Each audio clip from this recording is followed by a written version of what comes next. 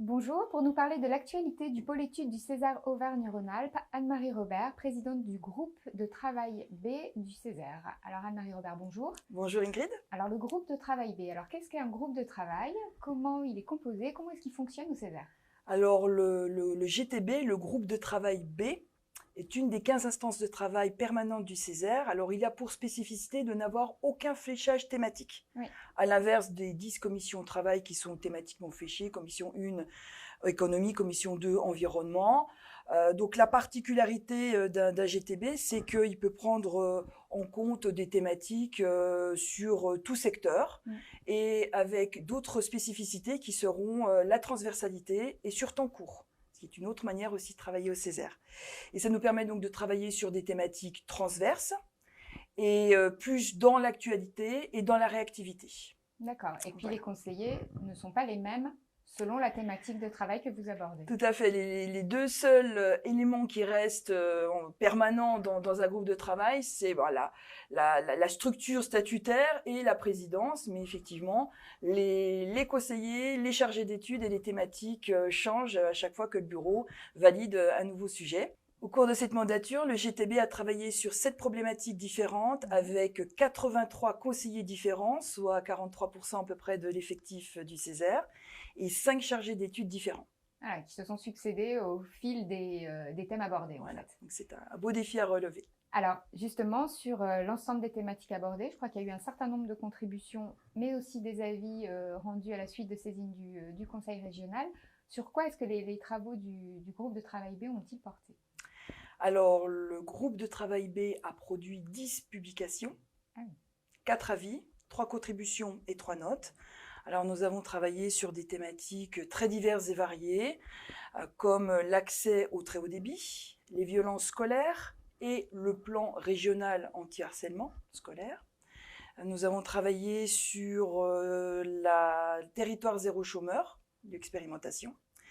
Sur la Covid-19 avec la réorganisation du travail en présentiel pendant la crise sanitaire. Et ensuite, nous sommes passés sur des thématiques plus sur la montagne, avec comment sortir d'une crise de manière durable, et puis aussi sur le plan régional montagne. Et nous avons terminé avec les métiers en tension dans le secteur médico-social et puis aussi un travail introspectif de réflexion sur les méthodologies de travail, notamment en transversalité au sein du Césaire. Oui, alors du coup, champ assez large. Et parmi l'ensemble de ces thématiques, et en tout cas de ces travaux, s'il y en avait un plus particulièrement que vous deviez retenir, ce serait lequel et pour quelle raison?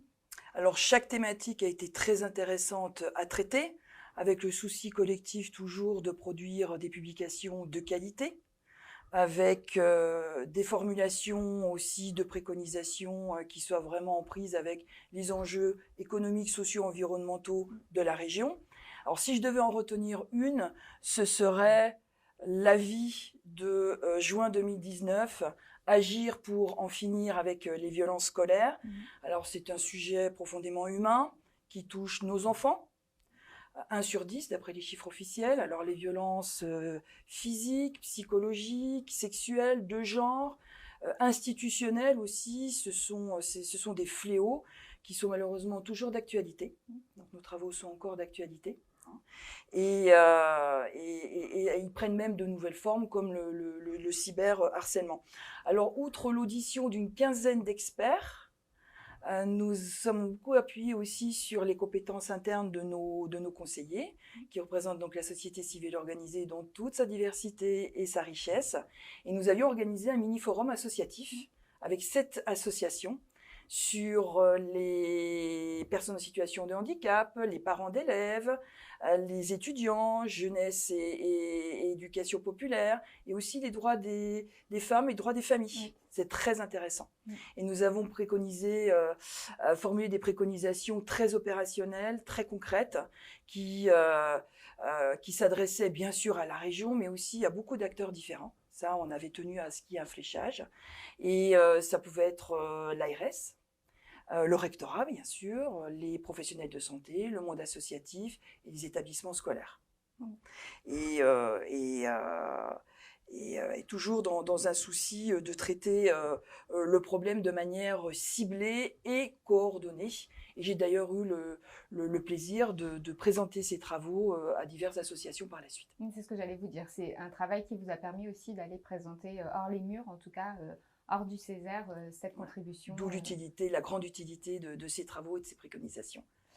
Voilà, alors pour ce qui concerne cette mandature qui se termine, si vous, en tant que présidente du groupe de travail B, vous aviez un petit message à faire passer à de futures conseillères ou conseillers pour qu'ils aient envie de choisir et de s'engager au sein de ce GTB, ce serait quel message et qu'est-ce que vous leur diriez? Oui, alors travailler au sein d'un groupe de travail, c'est très particulier, c'est une nouvelle manière de travailler, ou une autre manière de travailler au sein du Césaire. Alors en comité restreint, en général avec une quinzaine de conseillers sur des thématiques hyper transversales, des sujets d'actualité, avec beaucoup de réactivité sur temps court donc.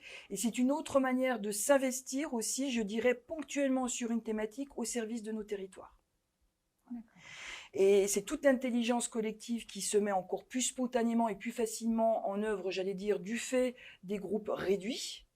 Et en fait, moi, j'y vois un triple bénéfice. Hein. C'est vraiment favoriser la synergie au sein d'un groupe de travail, faciliter l'interactivité, la collaboration, et puis aussi valoriser les talents pour essayer de générer des idées originales et des solutions novatrices. Voilà. Choisissez le GTB. Voilà, en gros. Voilà. Et pour faire écho à la toute dernière note de réflexion, de synthèse du GTB, qui porte sur de nouvelles manières de travailler, de nouvelles formes de mutualisation, d'organisation, de transversalité au sein du Césaire, je dirais que idéalement, chaque conseiller devrait participer dans une mandature au moins une fois à un groupe de travail où on va travailler de manière très particulière, vous l'aurez compris, et je les encourage en tout cas vivement à tenter l'expérience. Bon, en tout cas, le message est passé, et puis vous pouvez retrouver l'intégralité des avis et des contributions du groupe de travail sur le site internet du Césaire. Merci beaucoup Anne-Marie Robert. Merci Ingrid.